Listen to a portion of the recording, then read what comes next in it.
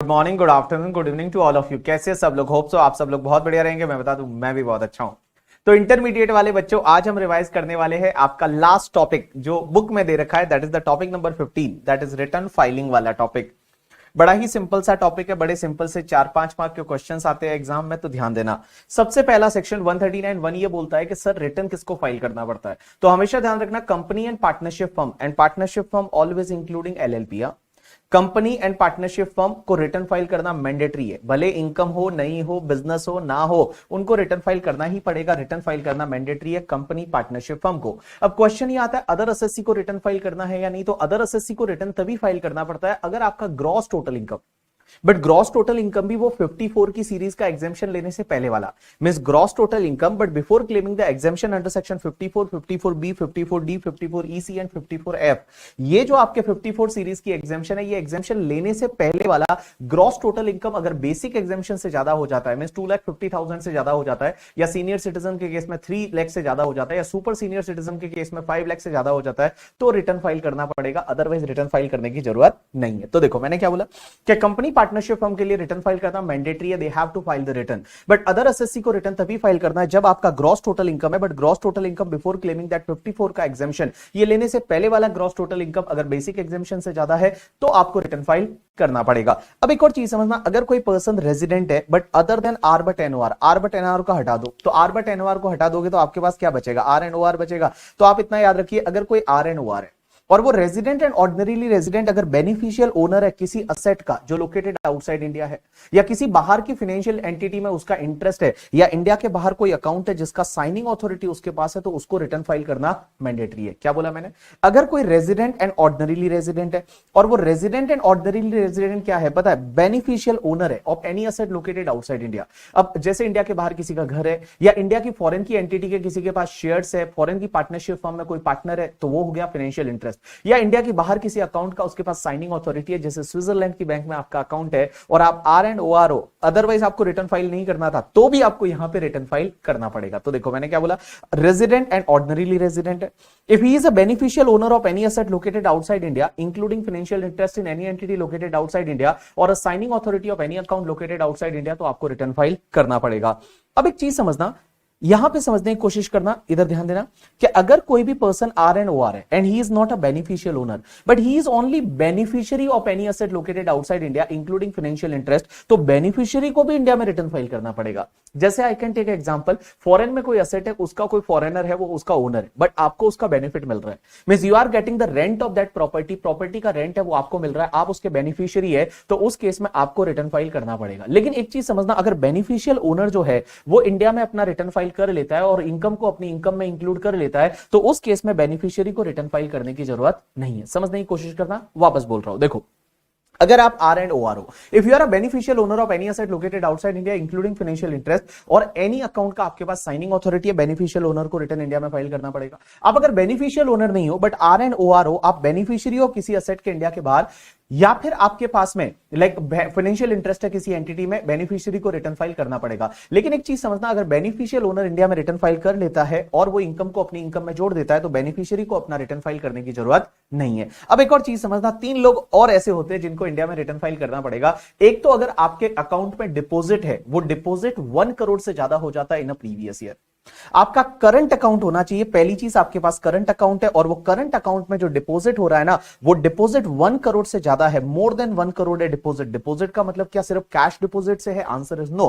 Cash deposit या cheque deposit, कोई भी डिपॉजिट है वो पूरे साल का 1 करोड़ से ज्यादा हो जाता है, आपको रिटर्न फाइल करना पड़ेगा। दूसरा, अगर आपने किसी के फॉरेन ट्रेवल के लिए खर्चा किया, वो 2 लाख रुपए से ज्यादा किया, या तो खुद के फॉरेन ट्रेवल के लिए या किसी और के फॉरेन ट्रेवल के लिए, किसी और को फॉरेन ट्रेवल स्पॉन्सर किया और उसके लिए जो पूरे साल में मिला के आपने जो खर्चा किया है वो 2 लाख से ज्यादा है, तो आपको रिटर्न फाइल करना मैंडेटरी है। या फिर आपका इलेक्ट्रिसिटी एक्सपेंडिचर पूरे साल का मिला के 1 लाख से ज्यादा है, तो उस केस में आपको रिटर्न फाइल करना पड़ेगा। तो 3 लोग कौन कौन से और जुड़े यहां पे देखो, एक तो आपके करंट अकाउंट में डिपॉजिट है, वो 1 करोड़ से ज्यादा है, आपको रिटर्न फाइल करना पड़ेगा। दूसरा, अगर आपने फॉरेन ट्रेवल पे खर्चा किया, वो 2 लाख से ज्यादा है, आपको रिटर्न फाइल करना पड़ेगा। या electricity expenditure is more than 1 lakh, तो आपको अपना रिटर्न फाइल करना पड़ेगा। अब क्वेश्चन ये आता है, रिटर्न फाइलिंग की ड्यू डेट क्या आती है? ड्यू डेट क्या होती है रिटर्न फाइलिंग के लिए? उसके लिए आप ऐसे याद रखेंगे कि जो भी तुम्हारे सीएपी वाले लोग हैं, कैप वाले, कैप का मतलब क्या? तो सी का मतलब होता है company, company, C for company, A का मतलब होता है audit party. Audit party means person required to audit their books of accounts under income tax act और under any other law. And यहां पे पी का मतलब होता है किसी पार्टनरशिप फर्म का पार्टनर और फर्म की ऑडिट होती है। तो इन तीनों के लिए जो रिटर्न फाइलिंग का ड्यू डेट है ना वो 31 अक्टूबर ऑफ असेसमेंट ईयर आएगा। मींस जैसे ही प्रीवियस ईयर कंप्लीट हो गया असेसमेंट ईयर में 31 अक्टूबर तक रिटर्न फाइल करना पड़ेगा। तो देखो तीन कैप वाले लोग, तीन लोग हैं जो कैप वाले, कौन कौन? सी फॉर कंपनी, ए का मतलब audit party, audit party means person required to audit their books of accounts, and P का मतलब partner of the partnership firm and firm account are required to be audited. इनके लिए जो return filing का due date है वो 31 अक्टूबर of assessment year आएगा। अब एक और चीज समझना, अगर कोई भी पार्टनरशिप फर्म है या कोई भी एसएससी है जिसपे मान लो ट्रांसफर प्राइसिंग लगता है, अब ये ट्रांसफर प्राइसिंग क्या होता है वो सीए फाइनल में आप लोग सीखोगे। अगर किसी पे ट्रांसफर प्राइसिंग लगता है तो उसके लिए जो ड्यू डेट है वो 30 नवंबर हो जाएगी, और अगर किसी एंटिटी पे ट्रांसफर प्राइसिंग लगता है तो उसका जो पार्टनर रहेगा ना उस पार्टनर के लिए भी due date 30 November of assessment year हो जाएगी। तो जैसे कोई पार्टनरशिप फर्म है उस पर ट्रांसफर प्राइसिंग लग रहा है तो पार्टनरशिप फर्म के लिए ड्यू डेट क्या है 30 नवंबर, उसके पार्टनर के लिए ड्यू डेट है वो भी 30 नवंबर हो जाएगी, और आपके और मेरे जैसे जो लोग गरीब बच गए उनके लिए ड्यू डेट होती है 31 जुलाई। तो देखो कैप वालों के लिए 31 अक्टूबर, उसके बाद ट्रांसफर प्राइसिंग वालों के लिए 30 नवंबर, और बाकी जो लोग बचे उसके लिए 31 July of the assessment year. अब एक और चीज समझना, यहां पे जो गोवा है उसके बाद दमन एंड दीव है एंड दादर नगर हवेली है, वहां पे एक पोर्चुगीज लॉ लगता है। ये इंडिया में कब मर्ज हुए पता है? 1960 के आसपास ये इंडिया में मर्ज हुए, उससे पहले इंडिया में मर्ज नहीं थे, इस पे पोर्चुगीज रूल करते थे। तो पोर्चुगीज एक लॉ होता है जिसको बोला जाता है पोर्चुगीज सिविल कोड 1860। अब एक चीज समझना, उस लॉ में क्या होता है पता है? कि जो भी हस्बैंड कमाता है ना वो वाइफ में इक्वली डिवाइड होता है, या जो वाइफ कमाती है वो हस्बैंड में इक्वली डिवाइड होता है, सैलरी को छोड़ के। सैलरी को छोड़ के बाकी जितनी भी इनकम है वो इक्वली डिवाइड होती है हस्बैंड एंड वाइफ में। अब एक बात बताओ, एक अगर कोई पोर्चुगी है वो किसी पार्टनरशिप फर्म में पार्टनर है, और वो पार्टनरशिप फर्म में जो पार्टनर है, तो पार्टनरशिप फर्म से जो भी इनकम होती है वो कौन से हेड में जाती है? पीजीबीपी हेड में जाएगी। तो पार्टनरशिप फर्म में अगर वो पार्टनर है और उसको क्या हुआ, वह पार्टनरशिप फर्म से मान लो जो रेम्यूनरेशन वगैरह मिला वो पीजीबीपी हेड में टैक्सेबल होगा। लेकिन अगर वो पार्टनर है तो उसकी वाइफ के बीच में और उसके बीच में इनकम है वो इक्वली डिवाइड हो जाएगी। अब एक चीज समझना, जब पार्टनर की ड्यू डेट है वो मान लो 31 अक्टूबर है या 30 नवंबर है, तो उस केस में उसकी वाइफ की जो ड्यू डेट है वो भी आपकी 31 अक्टूबर या 30 नवंबर होगी। सो इन सिंपल वर्ड बता दूं कि अगर पोर्चुगीज लॉ फॉलो होता है तो उन लोगों में से कोई पार्टनर है तो उसके स्पाउस के लिए जो due date of return filing है वो भी 31 अक्टूबर या 30 नवंबर रहेगी। उसके बाद में एक सेक्शन होती है 139(1)(c), वो ये बोलती है कि अगर अपनी सेंट्रल गवर्नमेंट चाहे तो किसी लोगों को रिटर्न फाइल करने से एग्जेम्प्ट कर सकती है कि इन लोगों को रिटर्न फाइल करने की जरूरत नहीं। इन्होंने एग्जेम्प्ट कर रखा है, जो सीए फाइनल में हम पढ़ेंगे, इंटरमीडिएट में नहीं है किस किस को एग्जेम्प्ट कर रखा है। कुछ ऐसे नॉन रेजिडेंट फॉरेन कंपनीज रहती है जिनको एग्जेम्प्ट कर रखा है, but for your examination it is not applicable. Now next section is 139(3), that is the loss return. अब क्वेश्चन ये आता है कि सर एक बात बताइए, अगर हमको लॉस हो जाता है तो भी क्या रिटर्न फाइल करना पड़ेगा क्या? Answer is yes. एक सेक्शन टांग अड़ाती है सेक्शन 80 करके, एक सेक्शन होती है सेक्शन 80, और ये 80 सेक्शन टांग अड़ाती है। ये सेक्शन ये बोलती है कि अगर आपको पीजीबीपी का लॉस है, या फिर आपको कैपिटल गेन का लॉस है, या owning and maintaining race horses का लॉस है, मैं बोल रहा हूं race horses, not horse race horses. क्या बोला मैंने? अगर पीजीबीपी का लॉस है, या आपका कैपिटल गेन हेड का लॉस है, या owning and maintaining race horses का लॉस है ना, तो उस साल का रिटर्न आपको टाइम पे फाइल करना पड़ेगा। Means up to the due date जो है 31 अक्टूबर, 30 नवंबर या 31 जुलाई तक फाइल करना पड़ेगा। अदरवाइज वो लॉसेस को आप कैरी फॉरवर्ड नहीं कर सकते, अदरवाइज वो लॉसेस को आप कैरी फॉरवर्ड नहीं कर सकते। अब क्वेश्चन ये आता है कि सर हमने लेट रिटर्न फाइल किया तो क्या लॉसेस को सेट ऑफ कर सकते हैं? सेट ऑफ तो कर सकते हैं, बट सेट ऑफ करने के बाद जो लॉस बचा है ना उसको आप आगे कैरी फॉरवर्ड नहीं कर सकते। तो मैंने क्या बोला, जिस ईयर में लॉस होता है और लॉस अगर पीजीबीपी का है, कैपिटल गेन हेड का है, या owning and maintaining race horses का है, तो उस ईयर का रिटर्न आपको टाइम पे फाइल करना पड़ेगा, अदरवाइज वो लॉसेस को आप कैरी फॉरवर्ड नहीं कर सकते। अब एक और चीज समझना सर, हाउस प्रॉपर्टी का लॉस एंड अनएब्सॉर्ब्ड डेप्रिसिएशन, जो हाउस प्रॉपर्टी का लॉस है ना और अनएब्सॉर्ब्ड डेप्रिसिएशन है वो आप कैरी फॉरवर्ड कर सकते हो, भले आपने लेट रिटर्न फाइल किया तो भी चलेगा। हाउस प्रॉपर्टी का लॉस, अनएब्सॉर्ब्ड डेप्रिसिएशन आप कैरी फॉरवर्ड कर सकते हो, भले आपने लेट रिटर्न फाइल किया। अब एक और चीज समझना, बहुत बार अगर जेन्युइन रीजन की वजह से लेट रिटर्न फाइल किया तो लॉसेस को कैरी फॉरवर्ड करने देंगे? Answer is no. बट मैं बता दूं इसमें होता क्या है, अगर मान लो किसी के घर में कोई डेथ हो गई थी या किसी को कोविड हो गया था और उसकी वजह से लेट रिटर्न फाइल किया और लॉस है, तो ये जेन्युइन रीजन माना जाता है। तो उसमें आप एक काम करो, इनकम टैक्स डिपार्टमेंट से रिक्वेस्ट करो, उनसे गुहार लगाओ कि सर है ना हमने गलती से लेट रिटर्न फाइल कर दिया, लॉसेस है, प्लीज कैरी फॉरवर्ड करवा दो ना। तो उनको लगता है तो वो कैरी फॉरवर्ड करवा सकते हैं। अब एक बात समझना, इसमें किससे एप्लीकेशन करनी पड़ती है? अगर आपका जो लॉस है वो अप टू 10 लाख है तो उसमें आपको सीआईटी पीसीआईटी से रिक्वेस्ट करनी पड़ती है। अगर आपका लॉस 10 लाख से लेके 50 लाख तक है तो आपको सीसीआईटी पीसीसीआईटी से रिक्वेस्ट करनी पड़ती है, और अगर आपका लॉस 50 लाख से ज्यादा है तो आपको सीबीडीटी से रिक्वेस्ट करनी पड़ती है। इनसे आपको रिक्वेस्ट करनी पड़ेगी। ये सब सीए फाइनल में पता चलेगा ये सीआईटी पीसीसीआईटी वगैरह कौन होता है। अब अपन चलते हैं 139.4 पे, that is the belated return. अब क्वेश्चन ये आता है कि सर एक बात बताइए, हमने बहुत बार बिलेटेड हैप्पी बर्थडे बोला है, तो क्वेश्चन ये आता है कि सर एक बात बताइए, बिलेटेड रिटर्न भी फाइल कर सकते हैं क्या? क्योंकि आपने अभी तो बताया रिटर्न फाइलिंग का ड्यू डेट होता है 31 अक्टूबर, 30 नवंबर और 31 जुलाई, बट मैं बता दूं आप बिलेटेड रिटर्न फाइल कर सकते हैं। कब तक कर सकते हैं पता है? आप कर सकते हैं up to 31 December of assessment year. Means जो असेसमेंट ईयर है ना, उस असेसमेंट ईयर में 31 दिसंबर ऑफ असेसमेंट ईयर तक आप बिलेटेड रिटर्न फाइल कर सकते हैं, और before completion of assessment whichever is earlier. 31 December of assessment year और before completion of assessment whichever is earlier. यहां पे अमेंडमेंट ध्यान देना, मैंने क्या बोला? 31 December of assessment year, law में ऐसा लिखा हुआ है कि असेसमेंट ईयर कंप्लीट होने से 3 महीने पहले तक, तो 3 महीने पहले तक अगर जाओगे आप, 3 मंथ बिफोर जाओगे, that will be the 31 December of assessment year और before completion of assessment whichever is earlier. तो एक बात बताओ मुझे, आप बोल रहे हो कि सर ये जो बिलेटेड रिटर्न फाइल करने का जो टाइम लिमिट है वो हमारे लिए 31 दिसंबर ऑफ असेसमेंट ईयर है, जैसे असेसमेंट ईयर 22-23 के लिए 31 दिसंबर ऑफ असेसमेंट ईयर है, तो इफेक्टिवली हमको कितने महीने एक्स्ट्रा मिले? तो मैं बताऊं, आपका ड्यू डेट अगर 31 जुलाई था तो 31 जुलाई के बाद अगस्त, सितंबर, अक्टूबर, नवंबर, दिसंबर आपके पास 5 महीने मिले। अगर आपका 31 अक्टूबर था तो नवंबर, दिसंबर सिर्फ आपके पास 2 महीने मिले, और अगर आपका 30 नवंबर था तो आपके पास ओनली 1 महीने का टाइम मिला बिलेटेड रिटर्न फाइल करने के लिए। तो बिलेटेड रिटर्न आप फाइल कर सकते हो, कोई दिक्कत नहीं। लेकिन आप मुझे बोलेंगे कि सर अगर अपन बिलेटेड रिटर्न फाइल करते हैं तो क्या हमको नुकसान हो सकते हैं? तो सबसे पहला नुकसान तो मैं आपको बताऊं, अगर आपका लॉसेस का केस है और लॉसेस पीजीबीपी या फिर आपके capital gain, owning and maintaining race horses के लॉसेस है और आपने लेट रिटर्न फाइल किया तो वो लॉसेस को कैरी फॉरवर्ड नहीं कर पाओगे। दूसरी चीज, कुछ है ना इनकम बेस्ड डिडक्शन मिलते हैं। इनकम बेस्ड डिडक्शन अपन सीए फाइनल में पढ़ेंगे, जैसे एटीआईए, एटीआईबी, एटीआईसी। जैसे एक डिडक्शन तो हमने एटी पढ़ा था वहां पे डिडक्शन टॉपिक में। तो जो एटी वगैरह है ये इनकम बेस्ड डिडक्शन है। अब एक बात समझना, ये डिडक्शन आपको नहीं मिलेंगे, या 10 जो एसईजेड वाला डिडक्शन है ना, वो आपको नहीं मिलेगा अगर आपने लेट रिटर्न फाइल किया। अगर आपने लेट रिटर्न फाइल किया ना तो आपको इनकम बेस्ड डिडक्शन, जो एटी आरआरबी पढ़ा था, एटी क्यूक्यूबी पढ़ा था, जो एटी आईए से लेके एटी आरआरबी तक के डिडक्शन होते हैं, एज वेल एज द तुम्हारा जो 10 का डिडक्शन है, वो आपको नहीं मिलेगा अगर आपने लेट रिटर्न फाइल किया तो। अब एक और चीज समझना, अगर आप लेट रिटर्न फाइल करते हो ना तो आपको पता है, मैंने वो एक इंटरेस्ट बताया था कि 234A का इंटरेस्ट लगना चालू हो जाता है 1% पर मंथ, और पार्ट ऑफ द मंथ की रेट से आपको इंटरेस्ट लगेगा, एज वेल एज द आपको एक लेट फाइलिंग फीस लगती है।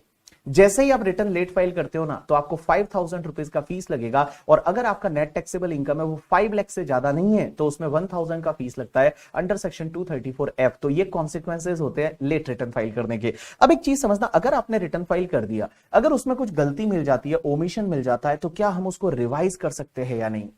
अगर हमने एक बार रिटर्न फाइल कर दिया था, उसमें कोई गलती मिल गई, ओमिशन मिल गया, तो क्या उसको रिवाइज कर सकते हैं? Answer is yes.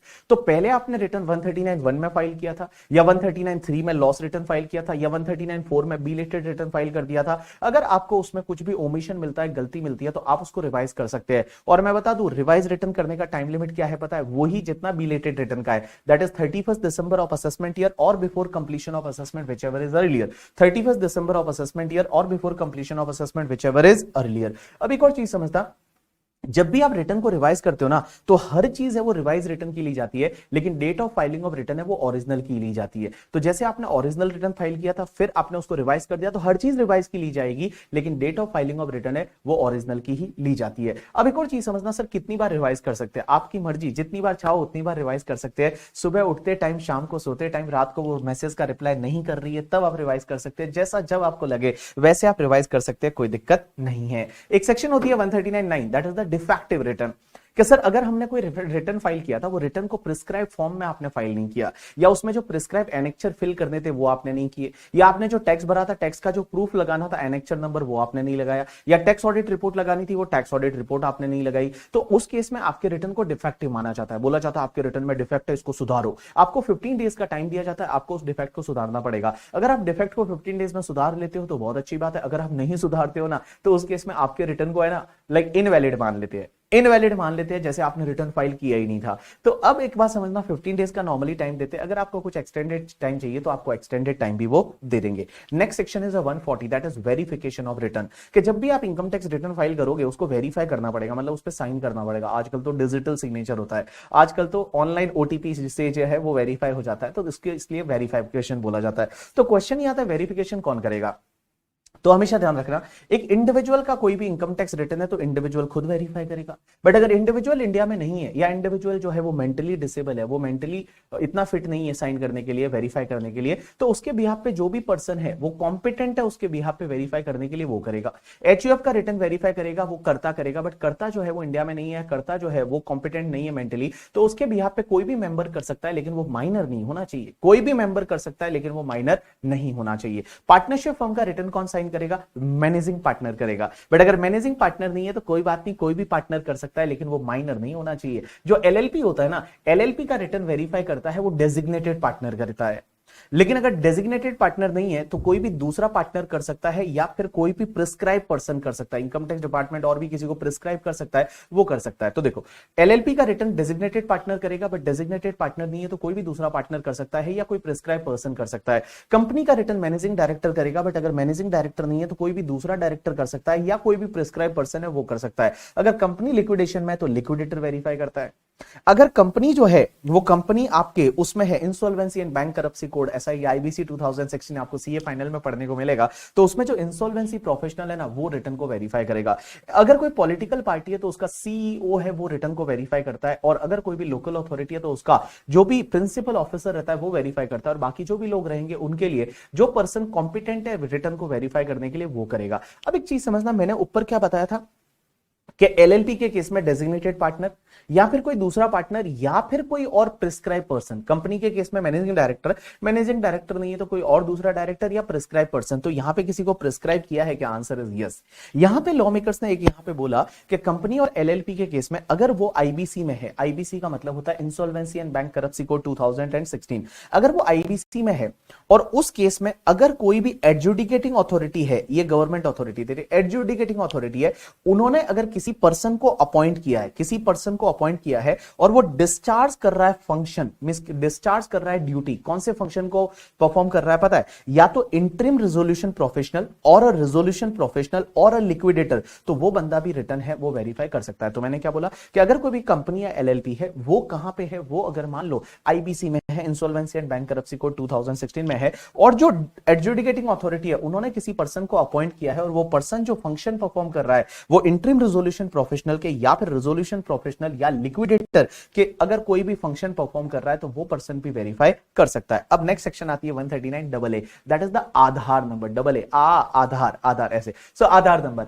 अब एक चीज समझना, लॉ मेकर्स क्या बोलते हैं समझने की कोशिश करना, कि अगर आप 1 जुलाई 2017 या उसके बाद, जिस दिन जीएसटी आया था याद रखना, तो 1 जुलाई 2017 या उसके बाद में अगर आप कोई भी पैन कार्ड के लिए अप्लाई करोगे तो उसमें आपको आधार नंबर लगाना पड़ेगा, या 1 जुलाई 2017 के बाद आप कोई भी इनकम टैक्स रिटर्न फाइल करोगे तो आपको उसमें आधार नंबर लगाना पड़ेगा। लेकिन मान लो उस दिन तक आपके पास आधार नंबर नहीं है तो आधार का जो एक्नॉलेजमेंट आईडी आता है ना, वो स्लैश वाला, वो एक्नॉलेजमेंट आईडी आप लगा लो करके, ठीक है?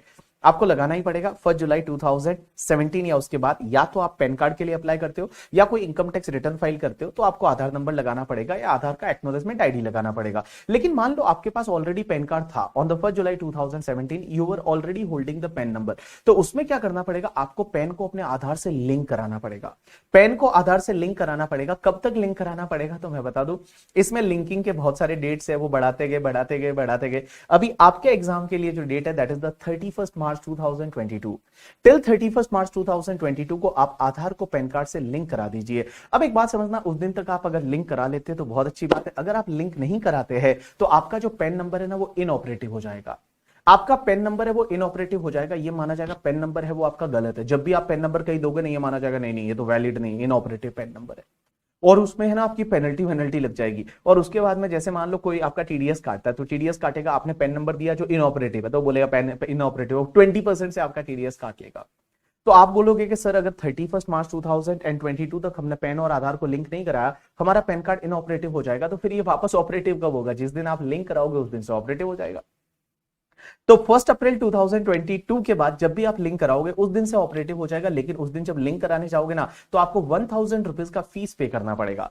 234H का एक फीस है, दैट इज द 1000 रुपीज, और 1000 रुपीज का आपको फीस पे करना पड़ेगा। जैसे ही आप फीस पे करोगे उस दिन से आपका लिंकिंग हो जाएगा और आपका जो पेन है वो ऑपरेटिव हो जाएगा। अब एक और चीज समझना है यहाँ पे, ये जो मैंने आपको बताया ना कि पेन और आधार लिंक कराना पड़ेगा, पेन कार्ड के लिए आपको अपना आधार नंबर लगाना पड़ेगा एंड ऑल, ये जो सेक्शन है ये 4 लोगों पे नहीं लगेगी। एक तो अगर कोई भी पर्सन जम्मू कश्मीर, आसाम या फिर मेघालय में रहता है, तो जम्मू कश्मीर, मेघालय, आसाम में रहता है, उन पे ये सेक्शन नहीं लगेगी, क्योंकि वहां पे ऐसे भी बहुत सारे इश्यूज थे एनआरसी वगैरह को लेके, तो बहुत सारे लोगों के पास आधार नंबर नहीं है वगैरह, तो उन्होंने बोला उन पे ये सेक्शन नहीं लगेगी। दूसरा, अगर कोई भी नॉन रेजिडेंट है इनकम टैक्स में तो उस पे नहीं लगेगी। तीसरा, कोई भी नॉन सिटीजन है जो इंडियन सिटीजन नहीं है उस पे नहीं लगेगी। और चौथा जो है, किसी का एज 80 ईयर्स या उससे ज्यादा हो चुका है प्रीवियस ईयर में, कोई पर्सन है जिसका एज 80 ईयर्स या उससे ज्यादा हो गया। एक बात बताओ, जब 80 ईयर्स या उससे ज्यादा का एज है तो आपको अपने भगवान की भक्ति में लीन करना है, भगवान से लिंक कराना है, ना कि आपको आधार और पेन लिंक कराना है, उनसे लिंक कराने की जरूरत नहीं है। तो यहां पे आपकी सेक्शन कंप्लीट हो जाती है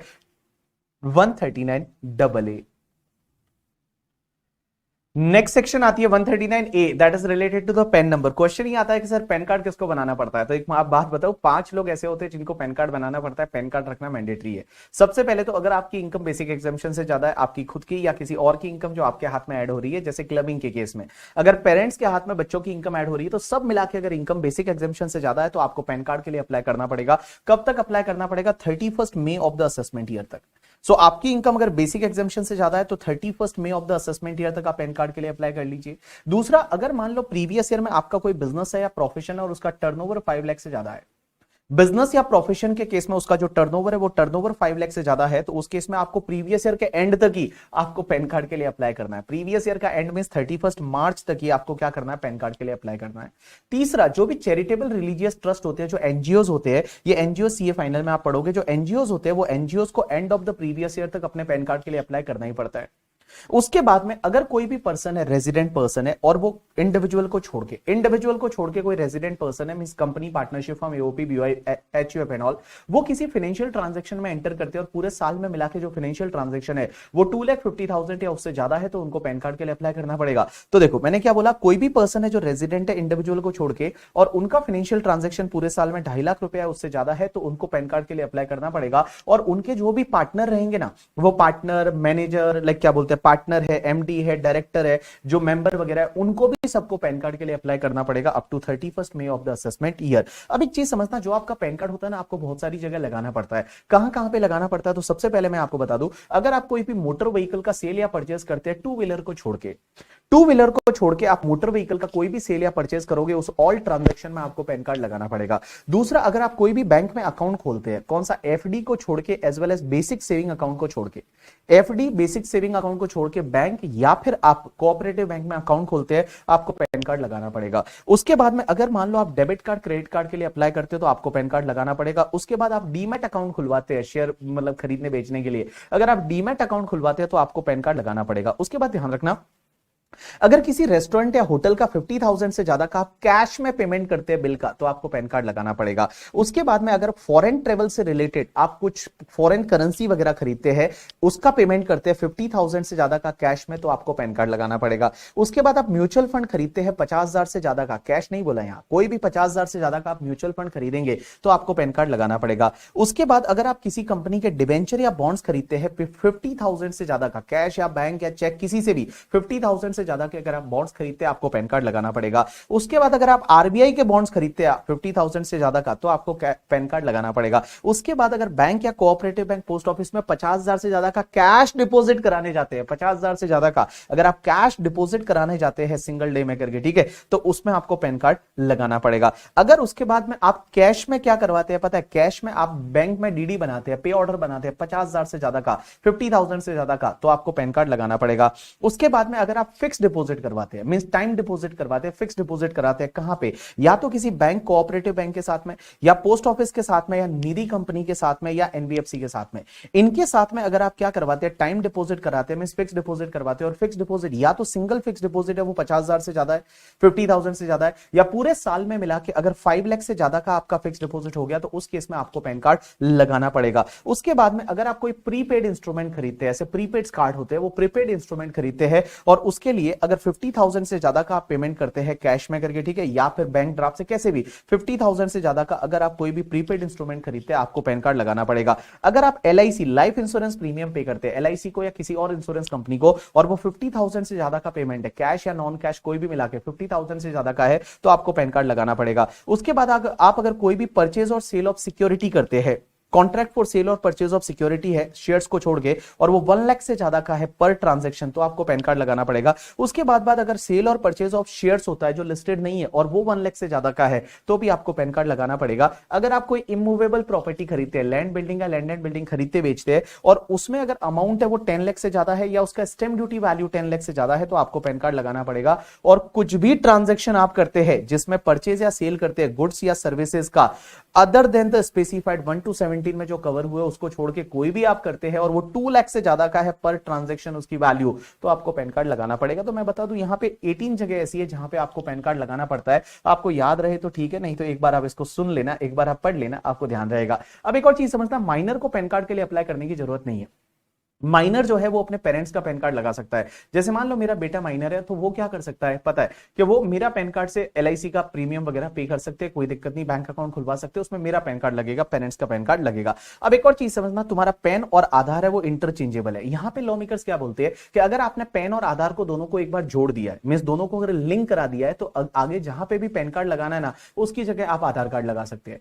मींस अगर आपका पैन और आधार लिंक हो गया है, तो उसके बाद में जहां जहां पैन लगाना है ना, वहां पे आप आधार कार्ड देंगे तो चलेगा। अब एक और चीज समझना, अगर आपको कहीं पेन लगाना है, आपके पास पेन है ही नहीं बट आपने आधार कार्ड लगा लिया तो चलेगा। मींस आपके पास पेन है नहीं, आपको पैन कार्ड लगाना था बट आपके पास पैन कार्ड है नहीं, तो आपने आधार कार्ड लगा लिया, तो आधार कार्ड लगाया तो चलेगा। लेकिन जैसे ही आप आधार कार्ड लगाओगे उस केस में इनकम टैक्स डिपार्टमेंट ये मानेगा कि आपने पैन कार्ड के लिए अप्लाई किया, और इनकम टैक्स डिपार्टमेंट ऑटोमेटिकली आपको पैन कार्ड अलॉट कर देगा without any fees and without any documentation. बिना डॉक्यूमेंटेशन बिना फीस के आपको पैन कार्ड है वो अलॉट कर देगा। अब एक और चीज समझना, आगे जाके क्या होगा पता है, आपको पैन कार्ड को ऑथेंटिकेट करना पड़ेगा, और जो इनकम टैक्स डिपार्टमेंट है ना, लाइक आपको ऑथेंटिकेट करना पड़ेगा पेन आप ही का है या नहीं, और जो आपसे वो पेन ले रहा है ना वो भी ऑथेंटिकेट करेगा, वो देखेगा कि पेन आपका है या नहीं है। उसके बाद में एक सेक्शन आती है दैट इज द 139B। अब एक बात समझना, ये 139B क्या बोलती है, TRP टैक्स रिटर्न प्रिपेरर। ये कुछ ऐसे लोग होते हैं जो रिटर्न फाइल करने में हेल्प करते हैं और जो रिटर्न फाइल करते हैं। अब एक चीज समझना, यहां पे